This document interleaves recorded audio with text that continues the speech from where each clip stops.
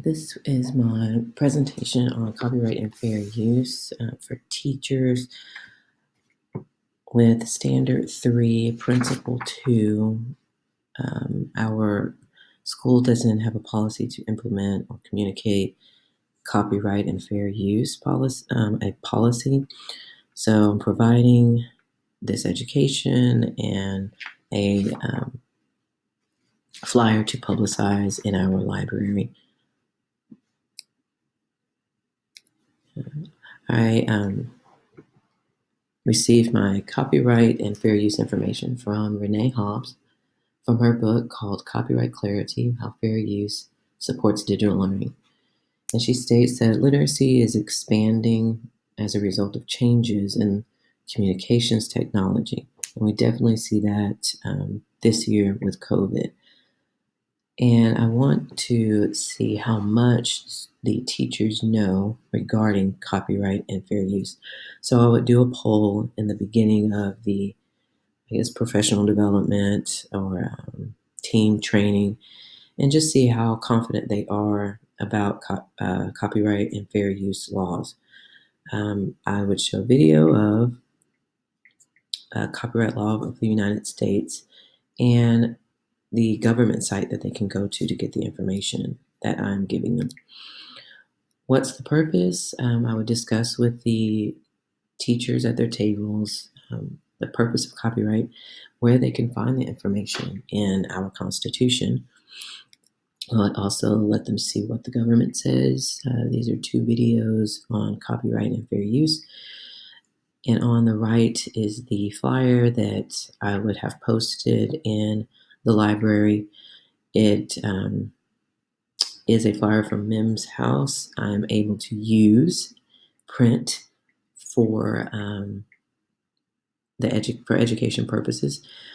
It lets teachers know how many copies are okay to prepare for class, number of copies that they can take or make, the percentage of a document that can be made for educational purposes, and what's not allowed.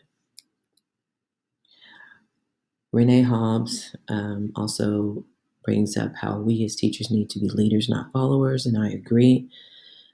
Fair use to teach us, but not all the information. We want to teach using some of the information, but not all.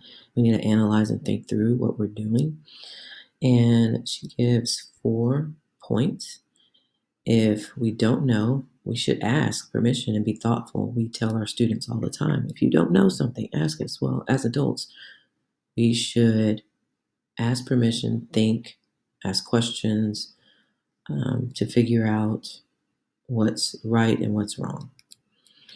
I would also ask them, how do they use their material? Do they change a lot of it? Do they have a different purpose for it than the original intent? Was the material used for the classroom taken appropriately? And Renee Hobbs created a document for teachers to write out their reasoning of using the materials for a class. Are they using this printed or digital material to transform? Are you transforming the material? Or are you using it to educate your students in a better way? And how much of that material are you using? There are questions that she gives. And the first portion, students can use also.